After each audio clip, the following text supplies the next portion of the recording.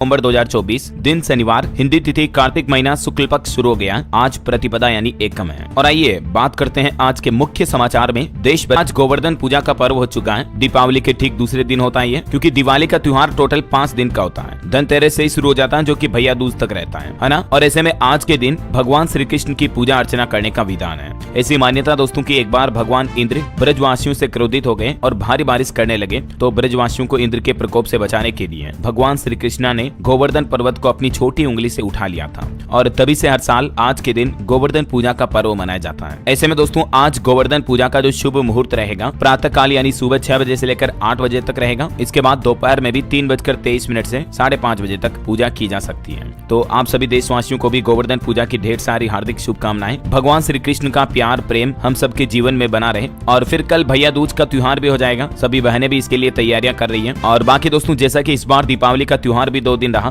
तो कल भी देश भर में दिवाली का सेलिब्रेशन बड़ी धूमधाम और हर्षोल्लास के साथ देखने को मिला। भारत बांग्लादेश बॉर्डर पर भी जवानों ने पटाखे जलाए। मुंबई में गेटवे ऑफ इंडिया पर भी लाइट शो का आयोजन हुआ। ये कुछ तस्वीरें आप देख सकते हैं। न सिर्फ भारत में बल्कि दुनिया भर में भी नेताओं ने दिवाली मनाई। अमेरिका में राष्ट्रपति पद की उम्मीदवार कमला हैरिस ने भी फुलझड़ी जलाई। ब्रिटिश की प्रधानमंत्री ने भी आरती उतारी। और अमेरिका के व्हाइट हाउस में भी ओम जय जगदीश हरे ये आरती लाइव गाई गई। ये वाकई में हिंदुस्तान के लिए बड़े गर्व की बात है दोस्तों की भारत का ये सबसे बड़ा पर्व त्योहार जो है अब दुनिया भर में ग्लोबलाइज हो रहा है ना। और दिवाली से जुड़े कुछ और अपडेट देखिए फटाफट से। भारत चीन बॉर्डर पर भी सेना ने पेट्रोलिंग शुरू की। दिवाली पर मिठाई बांटी। केंद्रीय मंत्री किरण रिजिजू भी चीनी सैनिकों से मिले। वहीं भारत पाकिस्तान बॉर्डर पर भी राजस्थान जैसलमेर में पाकिस्तानी रेंजर्स ने भारतीय सेना के जवानों को हैप्पी दिवाली कहा। सरहद पर भारत पाक अधिकारियों ने एक दूसरे का मुंह मीठा कर त्योहार भी मनाया। पंजाब के अमृतसर में गोल्डन टेम्पल यानी स्वर्ण मंदिर में भी 1 लाख दीपक जलाए गए। जत्थेदार ने कहा कि नसू ने पंजाब पर कहर बरपाया। वहीं दिल्ली सरकार की तरफ से भी छठ महापर्व की छुट्टी की घोषणा कर दी है। 7 नवंबर को राजकीय अवकाश यानी सरकारी छुट्टी रहेगी। वैसे दिल्ली में देखिए दिवाली के बाद प्रदूषण बहुत ज्यादा बढ़ गया। पटाखों के धुएं में उड़ा प्रतिबंध। हवा बहुत ही खराब बनी। बीते 2 सालों में सबसे ज्यादा AQI लेवल पहुंच चुका है दिल्ली और आसपास के इलाकों का। दिल्ली में तो रात का भी AQI 400 के पार पहुंच गया। वैसे तो दिल्ली में पटाखों पर इस बार भी बैन लगा था, उसके बावजूद लोगों ने पटाखे जलाए। अभी देश के सबसे 10 प्रदूषित शहरों में 9 तो उत्तर प्रदेश के हैं। यूपी के भी कई शहरों में पोल्यूशन बहुत ज्यादा देखा गया। ये तस्वीरें देखकर आप अंदाजा लगा सकते हैं कि चारों तरफ कितना धुआं हो रहा है। लोगों का सांस लेना भी काफी मुश्किल हो रहा है। हालात तो ये हो गई दिवाली के चलते। देखिए भारत के सबसे साफ शहर मध्य प्रदेश इंदौर में भी हवा बेहद खराब हुई। यहाँ का AQI भी 400 के पार पहुंच चुका है, जबकि MP का इंदौर तो देश का सबसे स्वच्छ शहर माना जाता है ना। तो कुछ यूं रहा दिवाली का माहौल और सेलिब्रेशन। चलिए अब अपना आगे बढ़ते हैं फटाफट से खबरों में। देखिए भारत की अर्थव्यवस्था के मोर्चे पर भी अच्छी खबर आई है। GST संग्रह अक्टूबर में 9% बढ़कर 1.87 लाख करोड़ रुपए के पार पहुंच चुका है। यानी सरकार को GST कलेक्शन से अच्छी खासी टैक्स कमाई हुई। लगभग 2 लाख करोड़ रुपए टच होने में है, जो कि पिछले साल अक्टूबर के मुकाबले 9% ज्यादा रहा। वहीं फेस्टिवल सीजन में UPI से भी लेन देन का नया रिकॉर्ड बना। RBI ने आंकड़े जारी किए। अभी दिवाली के मौके पर 1658 करोड़ ट्रांजेक्शन हुए हैं, जिनमें 23 लाख करोड़ रुपए से भी ज्यादा का फंड ट्रांसफर हुआ। वहीं खबर है दोस्तों भारत में 4 और फ्लैगशिप स्टोर खोलेगा एप्पल। अभी मुंबई और दिल्ली में एप्पल के एक स्टोर है। और एप्पल अभी तो भारत में मेड इन इंडिया आईफोन भी बनाने लगा, तो एप्पल ने भारत में रेवेन्यू का भी एक नया रिकॉर्ड बनाया। और अब एप्पल का प्लान है आने वाले कुछ ही महीनों में भारत में 4 और फ्लैगशिप स्टोर खोले जाएंगे एप्पल द्वारा। वहीं टेक न्यूज से एक और बड़ी खबर देखिए दोस्तों। ChatGPT को बनाने वाली कंपनी OpenAI ने अपना नया सर्च इंजन ChatGPT सर्च भी लॉन्च कर दिया है। ये गूगल को भी टक्कर देगा। इसके द्वारा किसी भी टॉपिक पर सटीक जानकारी ढूंढना आसान होगा। हालांकि अभी कंपनी ने ये फीचर जो है ChatGPT प्रीमियम यानी प्रो प्लस वाले यूजर्स के लिए जारी किया है। जल्द ही ये नॉर्मल यूजर्स के लिए भी अवेलेबल हो जाएगा। चलिए अगली खबर देखिए। एक रिपोर्ट सामने आ रही है। कनाडा भारत विवाद से इमिग्रेशन बिजनेस में 70% तक की गिरावट दर्ज हुई। एक्सपर्ट बोले कि वीजा में कमी नहीं है, लेकिन आवेदक ही कम है। IELTS परीक्षा देने वाले छात्र भी 50% तक घटे। और वहीं देखिए बड़ी खबर, पराली जलाने के मामले में अब भारत पाकिस्तान के बीच भी विवाद पैदा हो गया। एक पाकिस्तानी मंत्री बोले कि वायु प्रदूषण के लिए इंडिया जिम्मेदार है। और GNDU के प्रोफेसर का कहना है कि केवल पंजाब ही दोषी नहीं है। वहीं खबर देखिए दोस्तों, जम्मू कश्मीर के बडगाम में फिर से आतंकी हमला हुआ। यूपी के 2 युवकों को गोली मारी। 12 दिन पहले भी 7 लोगों की जान ले ली गई थी, आपको पता होगा। और दिवाली के मौके पर एक बार फिर से जम्मू में हमला देखा गया। आखिर कब खत्म होगा ये आतंकवाद। वहीं स्टूडेंट छात्र छात्राओं के लिए एक अच्छी खबर है। NMMSS के तहत 12,000 रुपए तक स्कॉलरशिप यानी छात्रवृत्ति के लिए अब 15 नवंबर तक आवेदन कर सकेंगे स्टूडेंट। छात्रों को मिलने वाली जो 12,000 रुपए की हर साल छात्रवृत्ति मिलती है, उसके लिए सरकार ने आवेदन की तारीख बढ़ा दी है। राष्ट्रीय साधन सह योग्यता छात्रवृत्ति योजना के लिए अब स्टूडेंट 15 नवंबर तक आवेदन कर पाएंगे। शिक्षा मंत्रालय की तरफ से ऑफिशियली इस बात की जानकारी दी गई। ये छात्रवृत्ति देश भर के 1 लाख से भी ज्यादा छात्रों को दी जाएगी। है ना। तो नेशनल स्कॉलरशिप पोर्टल के जरिए एलिजिबल स्टूडेंट आवेदन कर सकते हैं। और इसके लिए क्या नियम और शर्तें हैं जो भी देख सकते हैं आप जानकारी स्क्रीन पर। वहीं दोस्तों एक श्रद्धांजलि, दिग्गज अर्थशास्त्री विवेक देबरॉय का निधन हो चुका है। इन्होंने प्राचीन ग्रंथों को युवाओं तक पहुंचाया और ये पीएम मोदी के आर्थिक सलाहकार परिषद के अध्यक्ष भी रह चुके हैं। मात्र 69 साल की उम्र में ही इन्होंने दिल्ली के एम्स में आखिरी सांस ली। देश में इनका काफी योगदान रहा दोस्तों। ये पद्मश्री से सम्मानित भी थे। सभी पुराणों का अंग्रेजी में अनुवाद किया था इन्होंने। पीएम मोदी ने भी इनके निधन पर दुख जताया। और वहीं एक और श्रद्धांजलि, देश के मशहूर फैशन डिजाइनर रोहित बल का भी निधन हो गया। 63 साल की उम्र में अंतिम सांस ली। चलिए अगली खबर देखिए। भारत में एक और पाकिस्तान ना बने। एक बीजेपी विधायक ने वक्फ जमीनों को लेकर पीएम मोदी को एक चिट्ठी लिखी है, जहां एक तरफ केंद्र सरकार वक्फ बोर्ड कानून में संशोधन करने का प्लान कर रही है और इसको लेकर वक्फ बोर्ड की बैठकें वगैरह भी हो रही हैं जेपीसी की। इसी बीच बीजेपी विधायक यत्नमाल का कहना है कि किसानों, मट्ठू मंदिरों और पूरे के पूरे गाँव की संपत्तियों पर कई जगहों पर वक्फ की संपत्ति होने का दावा किया जा रहा और अगर ये जारी रहा तो पूरा देश भविष्य में एक बड़े संकट से गुजरेगा। इसलिए पीएम मोदी को लिखे पत्र में उन्होंने कर्नाटक में किसानों, मट्ठू मंदिरों और मकान मालिकों की संपत्तियों को लेकर भी जिक्र किया। ये कर्नाटक के विजयपुरा से भाजपा विधायक है। वहीं देखिए चुनावी वादों पर कांग्रेस अध्यक्ष खड़गे की टिप्पणी पर भी पीएम मोदी ने निशाना साधा और कहा कि कांग्रेस लोगों के सामने बुरी तरह बेनकाब हुई। पीएम मोदी बोले कि कांग्रेस को समझ आ गया, झूठे वादे आसान नहीं है। खड़गे ने कहा था कि वादे वो करो जो पूरा कर सको, नहीं तो बदनामी होती है। चलिए अगली खबर देखिए। महंगाई पर खबर आ रही कि कॉमर्शियल एलपीजी की कीमत 62 रुपए प्रति सिलेंडर बढ़ चुकी है और एटीएफ यानी हवाई जहाज के फ्यूल में भी 3% तक की बढ़ोतरी हुई है। तो इससे आपका हवाई किराया भी महंगा हो सकता है और बाकी जो 19 किलो वाला कॉमर्शियल गैस सिलेंडर आता है उसकी कीमतों में भी 62 रुपए की बढ़ोतरी हुई है। इस बढ़ोतरी के बाद अभी दिल्ली, मुंबई, कोलकाता, चेन्नई अलग अलग जगहों पर कॉमर्शियल गैस सिलेंडर के रेट क्या चल रहे हैं देख सकते हैं आप स्क्रीन पर। हालांकि जो घरेलू गैस सिलेंडर होता है दोस्तों 14 किलो 200 ग्राम वाला, उसके दाम में इस बार भी कोई बदलाव नहीं हुआ है। तो उसके रेट वही है 800, 900, 850 के समथिंग। देश के कुछ अलग अलग राज्यों में घरेलू गैस सिलेंडर के रेट भी आप देख सकते हैं। और बाकी इस नवंबर महीने से ही रेलवे टिकट की एडवांस बुकिंग का नियम भी बदल चुका है। अब आप अधिकतम 2 महीने पहले ही टिकट बुक कर पाएंगे, जबकि अभी नवंबर से पहले आप 4 महीने पहले तक भी टिकट बुक कर सकते थे। लेकिन यह नया नियम भी 1 नवंबर से लागू हो चुका है। चलिए अगली खबर देखिए। हाईकोर्ट का एक बड़ा फैसला कि पत्नी अगर कामकाजी है फिर भी पति को देना होगा बच्चों का गुजारा भत्ता। पंजाब और हरियाणा हाईकोर्ट की तरफ से एक पति पत्नी के तलाक के मामले को लेकर यह महत्वपूर्ण फैसला सुनाया गया। उच्च न्यायालय ने कहा कि सीआरपीसी की धारा 125 सामाजिक न्याय का एक साधन है। वही खबर है दोस्तों, आज शीतकालीन के लिए बंद हो जाएंगे गंगोत्री धाम के कपाट भी, क्योंकि अभी सर्दियों में फिर बर्फबारी होने लगती है। तो इसीलिए आज दोपहर 12:15 बजे गंगोत्री धाम के कपाट बंद कर दिए जाएंगे। चलिए अगली खबर देखिए। अब टूट जाएगा सस्ता हेल्थ इंश्योरेंस खरीदने का सपना। भारतीय स्टेट बैंक एसबीआई की तरफ से एक बड़ा ऐलान किया है। दरअसल एसबीआई जनरल इंश्योरेंस ने 1 फरवरी 2025 से प्रभावी होने वाले स्वास्थ्य बीमा प्रोडक्ट्स के लिए प्रीमियम दरों में संशोधन की घोषणा की है। यानी नए साल 2025 में अब अगर आप एसबीआई इंश्योरेंस के जरिए बीमा पॉलिसी वगैरह लोगे तो अब आपको ज्यादा प्रीमियम देना पड़ेगा। देख सकते हैं आप इसके बारे में डिटेल भी है ना। चलिए खबर देखिए। पश्चिम बंगाल कोलकाता ट्रेनिंग डॉक्टर मामले पर खबर आ रही है कि 5 अस्पतालों में सेंट्रल रेफरल सिस्टम लागू कर दिया है बंगाल सरकार ने। तो आखिरकार आरजी कर मेडिकल कॉलेज मामले में जो प्रदर्शन हड़ताल कर रहे हैं उन डॉक्टरों की एक और मांग पूरी हुई। हालांकि जूनियर डॉक्टरों का अभी भी कहना है कि सीबीआई जांच से खुश नहीं है, वो दोबारा आंदोलन करने का भी ऐलान किया उन्होंने। वही खबर है दोस्तों, आज भारत पहुंचेंगे थाईलैंड के विदेश मंत्री मेरिस सांगियाम्पोंगसा। क्या ही नाम है यार। तो आज भारत की यात्रा पर आ रहे हैं। ये थाईलैंड के विदेश मंत्री हैं। हमारे यहाँ भारत के विदेश मंत्री एस जयशंकर से भी मुलाकात करेंगे आज 2 नवंबर को, है ना। भारत के विदेश मंत्रालय की तरफ से ये बात की जानकारी दी गई। चलिए अगली खबर देखिए। अब हमारे देश में भी कचरे से बनेगी बिजली। गृह मंत्री अमित शाह ने गुजरात के अहमदाबाद में शुरू किया गुजरात का ये सबसे बड़ा संयंत्र। यानी गुजरात में अब कचरे से बिजली का उत्पादन किया जाएगा। सबसे बड़े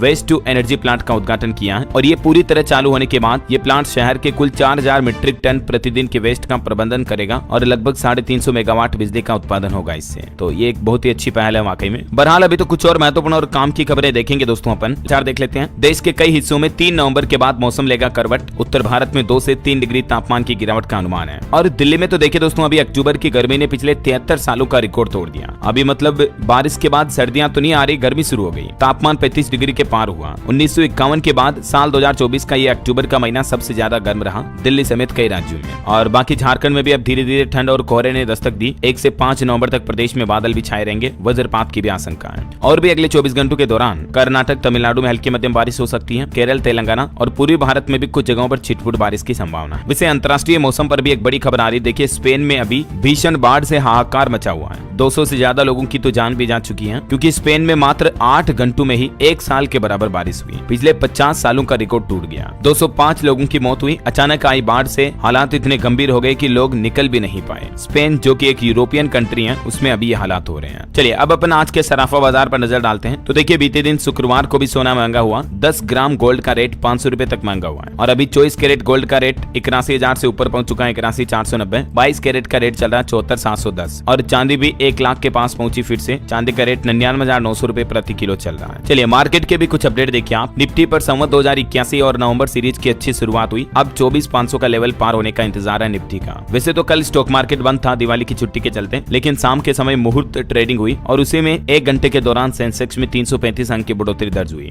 निफ्टी भी करीब 100 अंक चढ़ा। आईटी को छोड़कर एनएसई के सभी सेक्टर्स में तेजी रही। मुहूर्त ट्रेडिंग 2024 कुल मिलाकर हरे निशान पर समाप्त हुई। तो कहने का मतलब ये एक मार्केट के लिए अच्छा संकेत है, शुगुन अच्छा हुआ है ना। देखिए दिवाली मुहूर्त ट्रेडिंग में क्रिसिल, फोर्टिस हेल्थ केयर समेत 336 स्टॉक में अपर सर्किट लग गया। इतनी ज्यादा बाइंग हुई, मार्केट में लोगों ने काफी अच्छा निवेश भी किया। और मुहूर्त ट्रेडिंग में M&M यानी कि महिंद्रा एंड महिंद्रा के शेयरों में भी 3% का उछाल दर्ज हुआ। तो कुछ यूं रहा मार्केट का अपडेट। और चलिए अब अपन आगे बढ़ते हैं खबरों में। तो अब देखिए इसरो का क्या प्लान है। भारतीय अंतरिक्ष एजेंसी इसरो ने भारत का पहला एनालॉग अंतरिक्ष मिशन भी लेह में शुरू किया। लेह लद्दाख जो है ना जम्मू में, वहां पर इसरो की तरफ से कल दिवाली के मौके पर यह नए मिशन की शुरुआत की गई। वही खबर है दोस्तों, भारत और इंडोनेशिया के बीच जकार्ता में संयुक्त विशेष बल अभ्यास का आयोजन हुआ। गरुड़ शक्ति 24 के 9वें संस्करण की भी शुरुआत हुई। और पीएम मोदी ने भी कर्नाटक, केरल, छत्तीसगढ़, हरियाणा, मध्य प्रदेश समेत कई राज्यों के स्थापना दिवस पर राज्यवासियों को बधाई भी दी। वहीं खबर है घरेलू संस्थागत निवेशकों ने अक्टूबर में भारतीय इक्विटी में 1 लाख करोड़ रुपए से भी ज्यादा का निवेश किया। देश के वित्त मंत्रालय की तरफ से आंकड़े जारी किए गए। चलिए खबर देखिए, राहुल गांधी अपने भांजे से बोले कि मुझे 10 जनपद ज्यादा पसंद नहीं है, यहीं रहते हुए मेरे पिता की जान गई। दिवाली पर उन्होंने एक पेंटर के साथ काम भी किया। ये पुताई करते हुए कुछ तस्वीरें आप देख सकते हैं। वहीं खबर है कि प्रियंका गांधी भी कल 3 नवंबर से केरल के वायनाड में अपना चुनाव प्रचार अभियान शुरू करेगी। इस दौरान भी राहुल गांधी उनके साथ होंगे। चलिए अगला अपडेट देखिए, योगी सरकार का प्लान साल 2027 तक 1 करोड़ युवाओं को नौकरी देने की तैयारी की जा रही है। 120 लाख करोड़ रुपए निवेश का टारगेट रखा है योगी सरकार ने।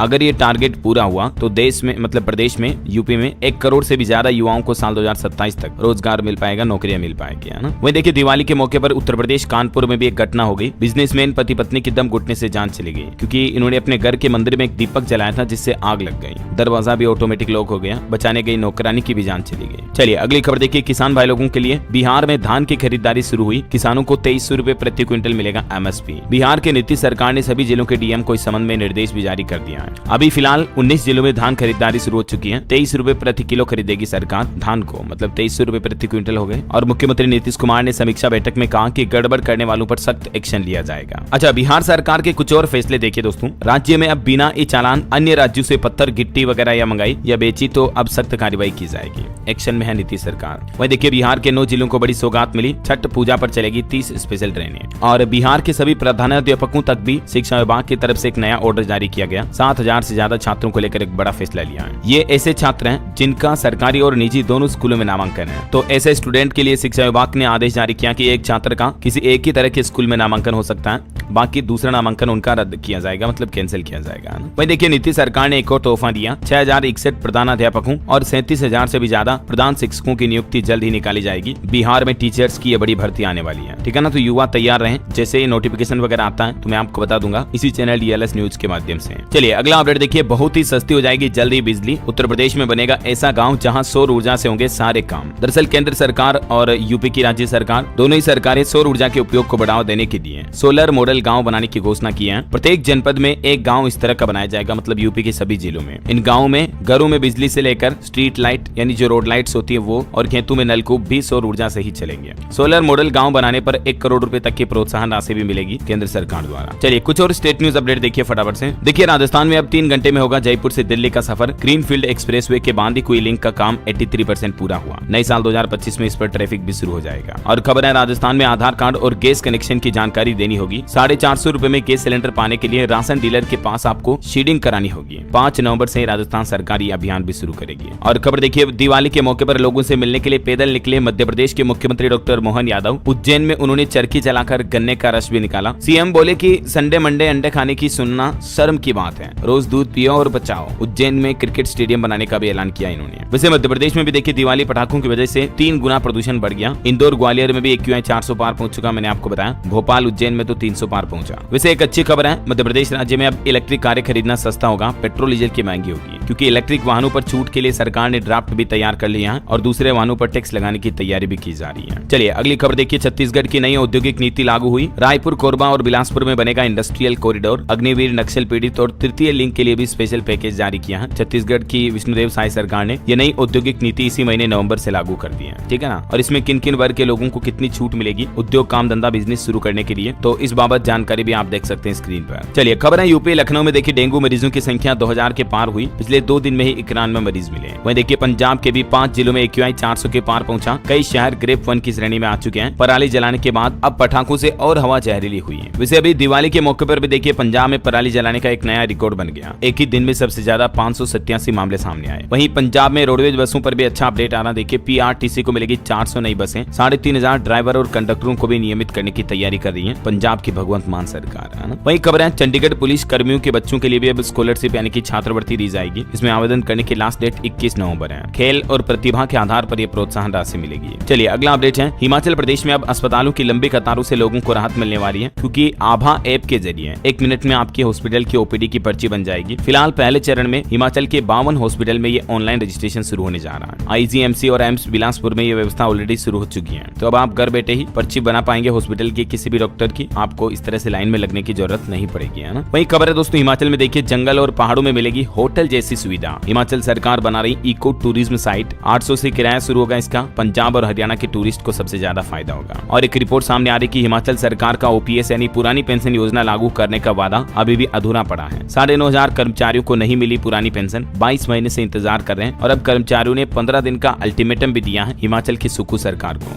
अगर हिमाचल सरकार इनकी नहीं सुनती है तो कर्मचारियों का सब्र का बांध टूटता जा रहा है। कर्मचारियों का कहना है कि फिर से हम आर पार की लड़ाई लड़ेंगे OPS यानी पुरानी पेंशन योजना के लिए, है ना। और खबर है दिवाली के मौके पर नेपाल बॉर्डर पर पहुंचे उत्तराखंड के मुख्यमंत्री पुष्कर सिंह धामी। यहाँ BSF जवानों के बीच दीपावली मनाई उन्होंने और बोले कि इन्हीं जवानों की वजह से हम घरों में त्योहार मना रहे हैं। वाकई में बहुत ही अच्छी बात कही है इन्होंने। चलिए कुछ एजुकेशनल न्यूज देखते हैं दोस्तों। देखिए HTET यानी हरियाणा शिक्षक पात्रता परीक्षा के लिए 4 नवंबर से आवेदन शुरू होंगे। 14 नवंबर लास्ट डेट है। 7 और 8 दिसंबर को एग्जाम होगा। इस पोर्टल पर जाकर उम्मीदवार आवेदन कर सकते हैं। फीस रहेगी 1800 रुपए, ठीक है ना। और वहीं देखिए उत्तराखंड में कांस्टेबल के 2000 पदों पर भी भर्ती निकली हुई है। 8 नवंबर से इसके आवेदन शुरू होंगे। सैलरी 69,000 से ज्यादा होगी। ये उम्मीदवारों के लिए आवेदन करने की ऑफिशियल वेबसाइट है, ठीक है ना। और इसमें फॉर्म भरने की लास्ट डेट जो है वो रहेगी 29 नवंबर 2024। वहीं खबर है कि राजस्थान सरकार इस साल MSP पर नहीं खरीदेगी बाजरा। केंद्र सरकार से बजट नहीं मिला। राशन और मिड डे मील में देने की योजनाएं भी अटकी हैं। 1400 करोड़ का बजट चाहिए राजस्थान सरकार का ये कहना है। चलिए अगला अपडेट देखिए HPPSC यानी हिमाचल प्रदेश लोक सेवा आयोग ने भी पुलिस कांस्टेबल भर्ती के लिए आवेदन की तारीख बढ़ा दी है। अब 12 नवंबर तक आप अप्लाई कर पाएंगे। वहीं ऑटो इंडस्ट्री से खबर है दोस्तों Tata Nexon petrol diesel version panoramic sunroof के साथ लॉन्च हुआ। इस कॉम्पैक्ट SUV में आपको 60 से ज्यादा कनेक्टिंग फीचर्स मिलेंगे। महिंद्रा 3XO से इसका मुकाबला होगा। चलिए कुछ अंतर्राष्ट्रीय न्यूज अपडेट देखते हैं दोस्तों। देखिए अमेरिका के पूर्व राष्ट्रपति डोनाल्ड ट्रंप ने बांग्लादेश में जो हिंसा हो रही है खास करके हिंदुओं के ऊपर उसको लेकर निंदा की और उन्होंने कहा कि कमला ने दुनिया भर के हिंदुओं को नजरअंदाज किया। राष्ट्रपति अगर मैं बना तो हिफाजत करूंगा। वहीं खबर है बांग्लादेश में राजद्रोह के मामले में 2 हिंदू युवक गिरफ्तार हुए। आजादी स्तंभ पर भी भगवा ध्वज फहराने का आरोप लगा। कुल 19 लोगों के खिलाफ मामला दर्ज हुआ। और देखिए पाकिस्तान में एक ब्लास्ट भी हुआ जिसमें 7 लोगों की जान चली गई दिवाली के मौके पर। वैसे पाकिस्तान का जो लाहौर शहर है ना वो अभी दोस्तों एक बार फिर से दुनिया का सबसे प्रदूषित शहर घोषित हो चुका है, जिसका AQI 708 के भी ऊपर चल रहा है। और वहीं दोस्तों छठ पूजा, देव उठनी एकादशी समेत इस महीने नवंबर में काफी ज्यादा त्योहार फेस्टिवल वगैरह आने वाले हैं। तो ये व्रत त्योहार कब कब रहेंगे इसके कुछ डिटेल देख लीजिएगा आप। आज 2 नवंबर को तो गोवर्धन पूजा, कल भाई दूज है। 7 नवंबर से छठ पूजा शुरू हो जाएगी। और ये कुछ अलग अलग तारीखों के फेस्टिवल की डिटेल भी आप देख सकते हैं। और वहीं दोस्तों अंत में आज के राशिफल पर नजर डालें तो देखिए कुंभ राशि वालों को सितारों का साथ मिलेगा। निवेश के लिहाज से मकर राशि वालों के लिए भी आज का दिन अच्छा रहेगा। वृषभ राशि के लोग दूसरों का मार्गदर्शन करेंगे। तुला राशि के लोग अपनी भावनाएं सही तरीके से प्रकट करें तो लाभ होगा। और भी कुछ अलग अलग राशियों का राशिफल आप देख सकते हैं स्क्रीन पर। और हाँ दोस्तों आप